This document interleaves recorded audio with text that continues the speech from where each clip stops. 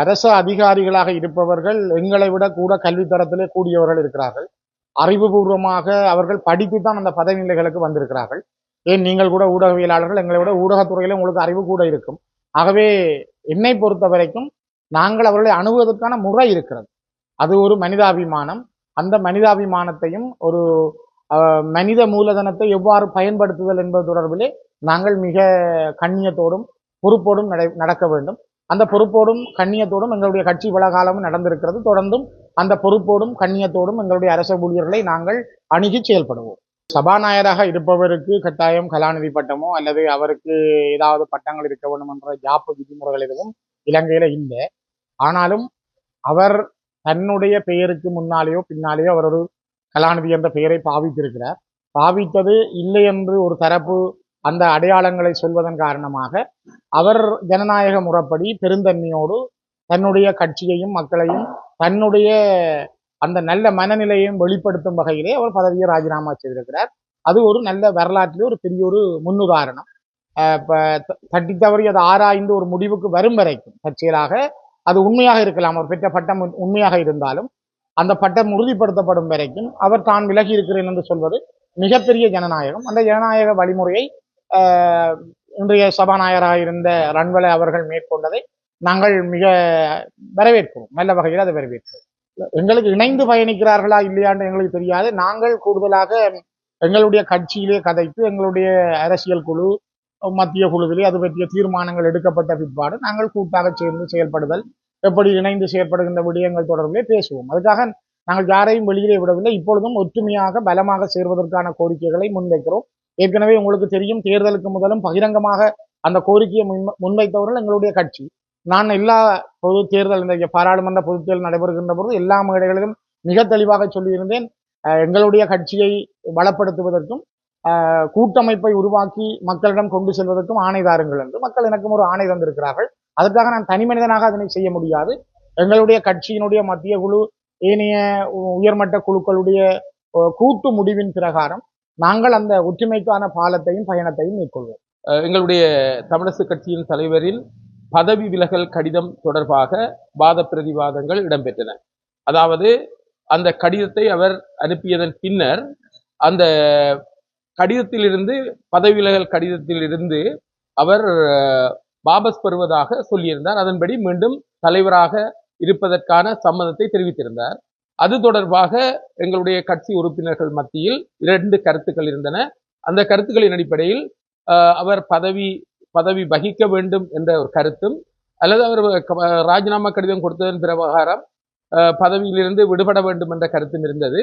அந்த வாத பிரதிவாதங்கள் ஒரு ஜனநாயக கட்சி என்ற அடிப்படையில் தொடர்ச்சியாக அந்த வாத பிரதிவாதங்கள் நடைபெற்றது. இருந்தாலும் ஒரு தீர்க்கமான ஒரு முடிவை எட்ட முடியவில்லை என்ற 2 பக்கமும் கருத்துக்கள் இருந்தன. எனவே ஒரு ஜனநாயக ரீதியான கட்சியில் ஒரு சர்வாதிகார ரீதியாக எந்த ஒரு முடிவையும் எடுக்க முடியாது என்ற அடிப்படையில் அது பற்றிய இன்றைய நிகழ்ச்சியினரில் அந்த விடயம், அவருடைய பதவி விலகல் சம்பந்தமான விடயம் எடுத்துக்கொள்ளப்படவில்லை. எனவே அந்த விடயத்தை மீண்டும் ஒரு திகதியில், நான் நினைக்கிறேன் வருகின்ற 28ஆம் தேதி வரை ஒத்திவைக்கப்பட்டிருக்கின்றது.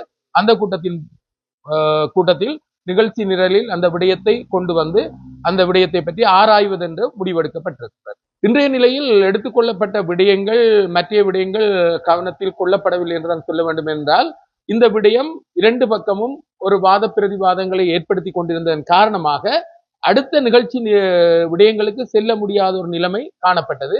இதன் காரணமாக இன்றைய நிகழ்ச்சியினரில் கூடுதலாக தலைவரின் ராஜினாமா கடிதம் தொடர்பான விடயமும் இடம்பெற்றதோடு மட்டுமல்லாமல் இந்த கடந்த தேர்தலில் நடைபெற்ற பின்னடைவுகள், குறிப்பாக வடமாகாணத்தில் இடம்பெற்ற பின்னடைவுகள் பற்றியும் கருத்துக்கள் பரிமாறப்பட்டன.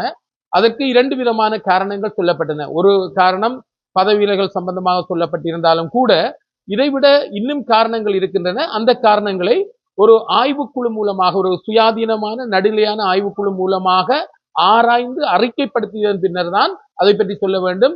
ஏனென்றால் ஒவ்வொருவரும் கருத்துக்கள் சுயசார்புடையதாக இருக்கக்கூடிய ஒரு நிலைமை இருக்கின்றபடியால் அதனை ஒரு ஆய்வுக்குழுவுக்கு உட்படுத்தி செய்தால் அது பொருத்தமாக இருக்கும் என்ற கருத்து அங்கு பிரதிபலித்தது. இந்த விடயம் உண்மையில் நிகழ்ச்சி நிலையில் இடம்பெறாத விடயம். ஆகவே சாதகமான கருத்துக்கள் பாதகமான கருத்துக்கள் இருந்ததன் காரணமாக இதனை விட்டு அடுத்த விடயத்திற்கு செல்ல முடியாத ஒரு நிலைமை ஒன்று காணப்பட்டபடியால் இன்று அதனை பேசி தீர்க்கலாம் என்று சொன்னால் ஒவ்வொரு சாராரும் சொல்லுகின்ற கருத்துக்கள் பொதுமையான ஒரு இடத்திற்கு வரவில்லை. அதன் காரணமாகத்தான் இந்த வாத பிரதிவாதங்கள் தொடர்ந்தன. அந்த விடயத்திலிருந்து அடுத்த விடயத்திற்கு செல்வதற்கு ஒரு கால விரயம் ஏற்பட்டது உண்மைதான். ஆனாலும் கூட நீங்கள் சொல்லுகின்ற விடயம் தமிழ் மக்களோட பிரச்சனை சம்பந்தமான விடயங்களிலும் நாங்கள் ஒரு தீர்க்கமான தீர்வு எட்டுவதற்கு காலதாமதம் ஏற்படுவதற்கு இது ஒரு உதாரணமாக இருக்கலாம் என்று நீங்கள் சுட்டிக்காட்டி இருக்கின்றீர்கள். இருந்தாலும் நான் நினைக்கின்றேன் இந்த ஒரு சர்ச்சையை அல்லது இந்த பிரச்சனையை எதிர்வருகின்ற 28ஆம் தேதி நாங்கள் தீர்த்து கொள்ளலாம் என்று நினைக்கின்றோம். ஏனென்றால் தானாக முன்வந்து அவர் ஒரு முடிவை சொல்லவும் வந்தார். அந்த முடிவை சபையில் இருக்கின்ற பலர் ஏற்றுக்கொள்ளவில்லை. ஆகவே இந்த கருத்து மோதல்கள் கருத்து விவாதங்கள் ஒரு நீண்டு கொண்டு சென்றதன் காரணமாக அடுத்தடுத்த கட்டத்துக்கு செல்ல முடியாத ஒரு நிலைமை ஏற்பட்டது. இதனை நாங்கள் எதிர்காலத்தில் சீர் செய்து கொண்டு மக்களின் பிரச்சனைக்கு முக்கியத்துவம் கொடுக்க வேண்டிய தேவை உணரப்பட்டிருக்கின்றது. கட்சியிலிருந்து விலகி சென்றவர்களுக்கு என்ன நடவடிக்கை எடுக்கின்ற என்ற ஒரு கருத்தும் சொல்லப்பட்டிருந்தது. ஆனால் அந்த கருத்தில் சிலரது கருத்துக்கள் என்னென்றால் அவர்களை கட்சி அங்கத்தவர் பட்டியலிருந்து நீக்கிவிட வேண்டும் என்ற ஒரு கருத்து அங்கு பிரஸ்தாபிக்கப்பட்டது. இருந்தாலும் அந்த கருத்து ஏகமனதான கருத்தாக இருக்கவில்லை என்றுதான் நான் குறிப்பிட முடியும். ஏனென்றால் கட்சியில் இருக்கின்றவர்கள் சில அதிருப்திகளின் காரணமாக வெளியேறி சென்றாலும் அந்த அதிருப்திகளுக்கான காரணங்கள் என்ன என்பதையும் ஆராய வேண்டியிருக்கின்றது.